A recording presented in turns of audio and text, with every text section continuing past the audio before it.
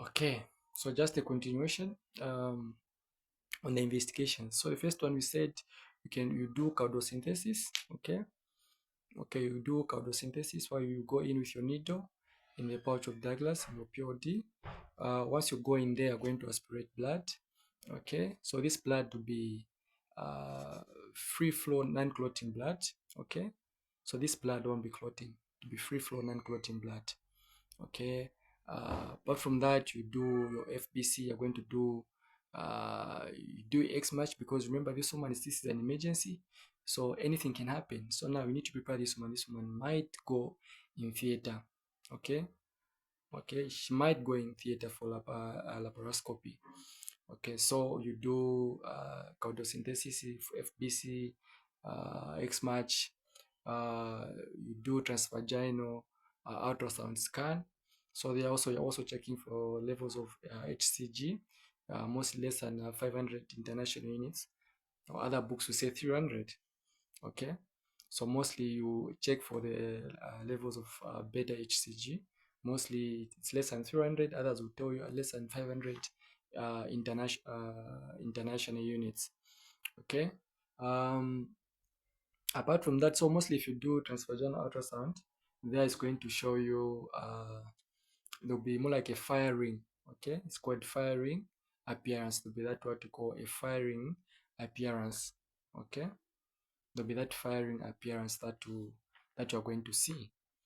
Okay, so so those are some of the investigations. Of course, the gold standard one, you do what you call laparoscopy. So you go in theater, you take this one in theater, they open, and then now they have to check. Okay, that's why you're going to confirm whether this is ruptured or unruptured. Okay, but using chondrosynthesis, you can have a hint. Okay, whether to know whether this is ruptured or unruptured ectopic pregnancy. Okay, so you take this woman in theater, you do a laparoscopy. So that's a gold standard investigation for ectopic pregnancy. Okay, so now after doing your laparoscopy, you've gone in theater, done your laparoscopy. So what's a treatment? What's a management for ectopic pregnancy? So management for ectopic pregnancy depends whether this ectopic pregnancy is ruptured or unruptured ectopic pregnancy. So let's say for instance, this woman, she has an so let's start with unruptured ectopic pregnancy. So this is unruptured ectopic pregnancy. So it's not ruptured. Okay, so it's unruptured ectopic pregnancy. So now in this case, how do you handle such a case? So now you need to so theoretical information and the practical management of ectopic pregnancy is kind of different. So here I'm just going to give you theoretical and the practical management of ectopic pregnancy. So theoretically, other books will tell you that no, if the baby is still breathing, give potassium chloride to stop the heartbeat or for cardiac arrest of the fetus. Okay, and then you also give methotrexate. That's for unruptured.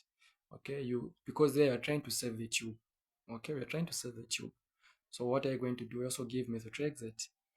Okay, you're going to give methotrexate to stop the growth of the fetus. Okay, that's under unruptured ectopic pregnancy. But in ruptured ectopic pregnancy, uh, there you don't need the was is the tubes. So in unruptured, just to continue on that, on unruptured, if you give methotrexate to stop the growth of the fetus, you now do a procedure called salpingotomy. So meaning you're just making an incision, you make an incision and you remove that. Okay, you make an incision and that is removed. So now that also depend with if this woman still wants to give birth, or maybe she's done with giving birth. If she's done with giving birth, then there's no need. You just cut. If she's interested, of course you do salpingotomy. You just make an incision, you remove. Okay, you remove, and then that closes its own on its own by uh, reepithelialization. It closes on its own. And then on ruptured ectopic pregnancy, that one, it has no question. You just need to go direct. We do what we call salpingectomy. So salpingectomy is just a removal of the what? Uh, the tubes. Okay, you just remove the tube.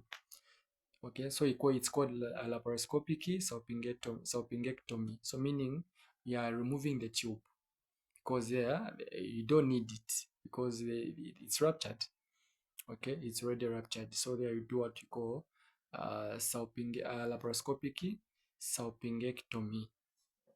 Okay, for ruptured, for unruptured, we are doing laparoscopic salpingotomy. Tomy meaning you're just making an incision. But for ruptured, you are doing laparoscopic salpingectomy. Okay, so that's how you manage ectopic pregnancy. That's how you manage ectopic pregnancy. Okay, so that's a management for ectopic pregnancy.